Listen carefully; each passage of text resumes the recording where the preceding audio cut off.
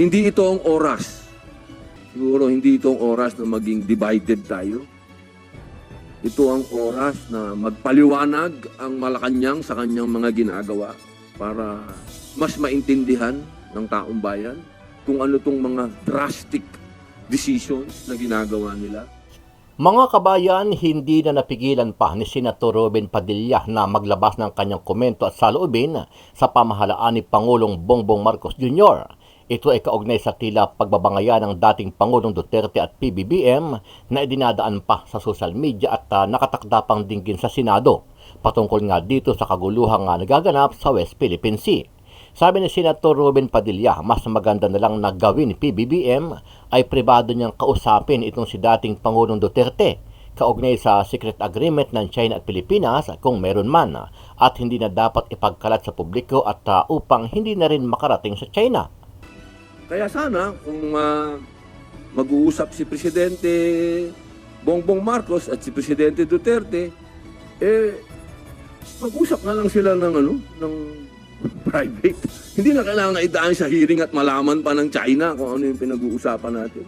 Siguro ako lang po, hindi lahat ng bagay naman kasi kailangan natin ipaalam pa sa taong bayan, lalo na itong national security, na to. Ang linaw po na nung panahon ni Pangulong Rodrigo Roa Duterte, hindi naman tayo nagkaroon ng ganitong klaseng escalation. Ngayon lang kasi ito medyo lumaki na lumaki. Samantala, agad naman na nanawagan sa militar at PNP itong si Davao del Norte Congressman na Pantaleon Alvarez upang withdrawin ang kanilang suporta kay Pangulong Bongbong Marcos Jr. sa halip ay ipagtanggol nila ang taong bayan kung sakaling sumiklab ang gyera sa pagitan ng China at Pilipinas, busod nga ng kaguluhan sa pinag-aagawang teritoryo dyan sa West Philippine Sea. Pag sumabog ang gulo sa West Philippine Sea, there will be countless of dead bodies. There will be unimaginable destruction, famine, hunger. Mangyayari po yan. Kanya bago mangyari lahat, nagikiusap ako sa inyo.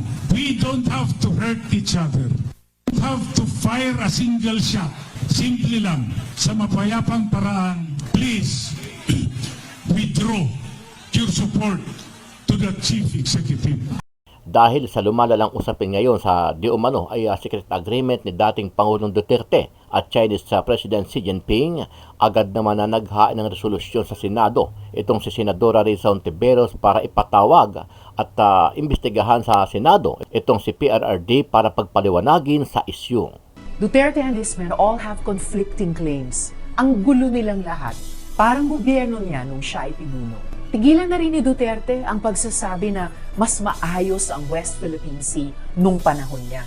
It was during his administration that China passed the disastrous fishing ban against Filipino fisherfolk. It was his presidency that made the Philippines look like a Chinese puppet in the eyes of the international community. Huwag na niyang ipagtanggol ang best friend niya. Ano ang masasabi mo dito, kabayan? Dapat na ba talagang magkaroon ng pagdinig sa Senado at pagpaliwanagin itong si dating Pangulong Duterte sa di umano ay naganap na secret agreement ng China at Pilipinas? Sama-sama nating panuorin ang buong video at pakikomment nyo po ang inyong mga reaksyon at sariling opinyon. Pero bago yan, muli po ako nag-iimbita sa mga hindi pa po nakasubscribe sa ating channel na Kabayan News PH, pakipindot po ang subscribe button at pakiclick na rin ang notification bell para lagi kayong updated sa mga bagong upload natin na legit at napapanahong balita. Maraming pong salamat. Masyado akong natatapangan sa presidente natin, sa mga desisyon niya. Pero siyempre, desisyon niya yan eh. Kung sa tingin niya, yun ang maganda para sa bansa, bakit ko naman siya kukontrahin? Ito ang pananaw ni Senator Robin Padilla sa mga hakbang ni Pangulong Ferdinand Marcos Jr. para tugunan ang tensyon sa West Philippine Sea. Kasunod ito ng pakikipagtulungan ng Pilipinas sa ibang bansa gaya ng Maritime Cooperative Activity kasama ang Australia, United States at Japan. Ganoon din ang Trilateral Leaders Summit ng Pilipinas, US at Japan kung saan dumepensa ang China sa naging pahayag ni US President Joe Biden at sinabing hindi ito magpapatinag sa Mutual Defense Treaty. Tingin ng Senador, mas lumalala umano ang tensyon tensyon sa West Philippine Sea kumpara sa panahon ni dating Pangulong Rodrigo Duterte. Ayon sa senador, dapat sa mga kalapit na bansa humihingi ng tulong ang Pilipinas. Nag-iimbita na tayo ng mga kapitbahay natin galing sa malalayong lugar na sana inayos muna natin yung mga kapitbahay natin. Pwede naman tayong humingi ng saklolo doon sa ASEAN kasi yun ang malapit sa atin.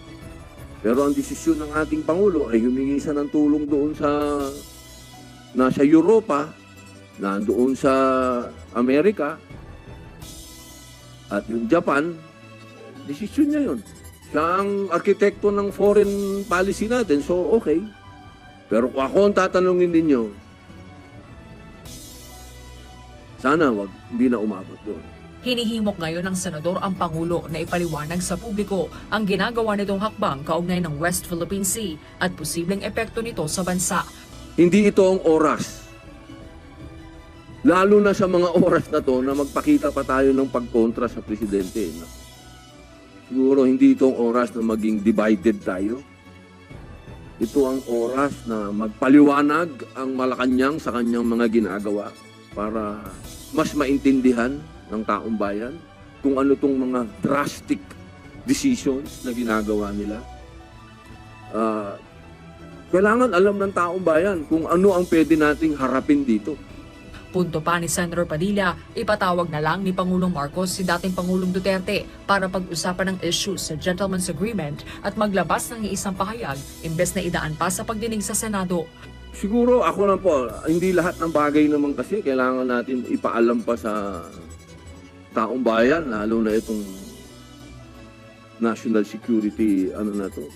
Ang linaw po na nung panahon ni Pangulong Rodrigo Roa Duterte, hindi naman tayo nagkaroon ng ganitong klaseng escalation. Ngayon lang kasi ito medyo lumaki na lumaki. Kaya sana kung mag-uusap si Presidente Bongbong Marcos at si Presidente Duterte, mag-usap na lang sila ng private.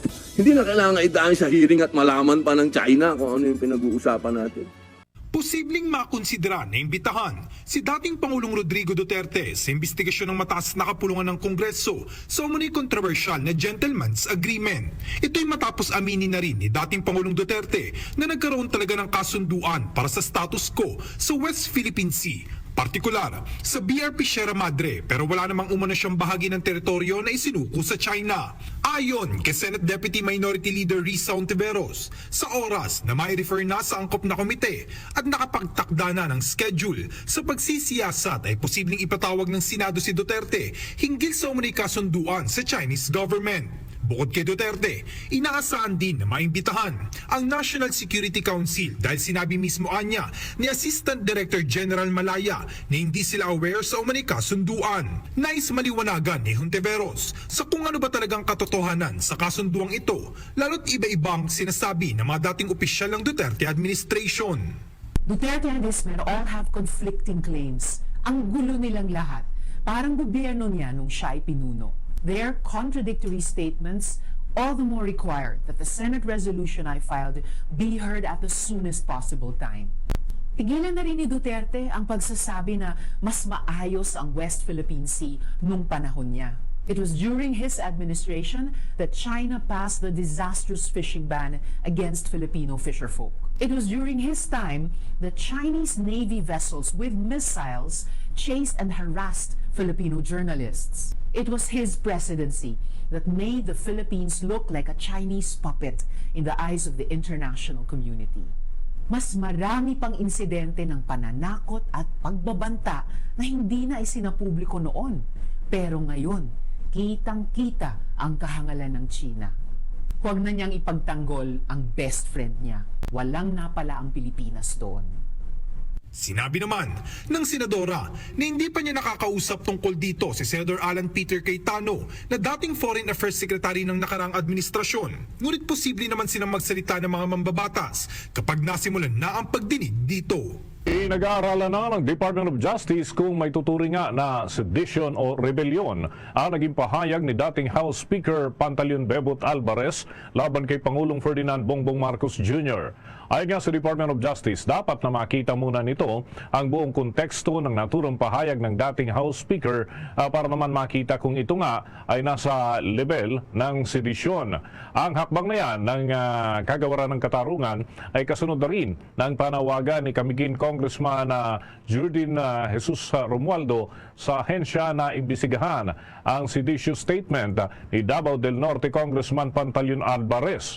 Inakusahan ni Romualdo, itong si Alvarez, ng panunulsol ng rebelyon laban sa gobyerno matapos na himuki ng Armed Forces of the Philippines at Philippine National Police na iatras ang kanilang suporta kay Pangulong Ferdinand Bongbong Marcos Jr. para daw matiyak ang kapayapaan at katatagan ng ating bansa sa gitna ng umiigting na tensyon sa pagitan ng Pilipinas at China, kaugnay pa rin sa issue ng West Philippine Sea.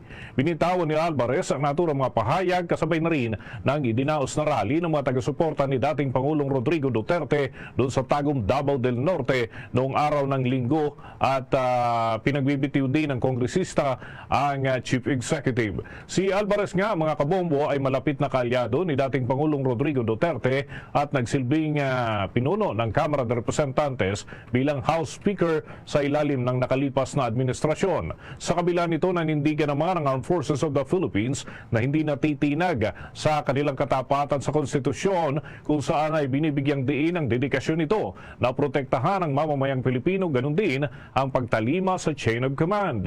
Gayun din, sinabi ng Philippine National Police na wala silang nakikitang rason para naman bawiin ang suporta sa kasalukuyang administrasyon. Hindi din nila hahayaan ang pambansang pulisya na maipit sila sa usaping pampolitika at mananatili silang tapat sa konstitusyon. Kaugnay niyan, mga kabombo, balikan natin ang mga naging pahayag ni Congressman Pantaleon Alvarez mula sa Davao del Norte. Wala akong makita na nakalagay sa saligang batas na sinasabi the Armed Forces of the Philippines shall protect the Commander-in-Chief. Wala po. Ang nakalagay sa saligang batas ganito, the Armed Forces of the Philippines shall protect the people and the state. Ngayon, pag ba pinayagan natin na pumutok yung giyera sa West Philippine Sea, yan ba pinrotektahan natin ang taong bayan? Yan ba pinrotektahan natin ang state? Hindi po. Pag sumabog ang gulo sa West Philippine Sea, there will be countless of dead bodies. There will be unimaginable destruction, famine, hunger. Mangyayari po yan. Kanya bago mangyari lahat, nagikiusap ako sa inyo. We don't have to hurt each other. We don't have to fire a single shot.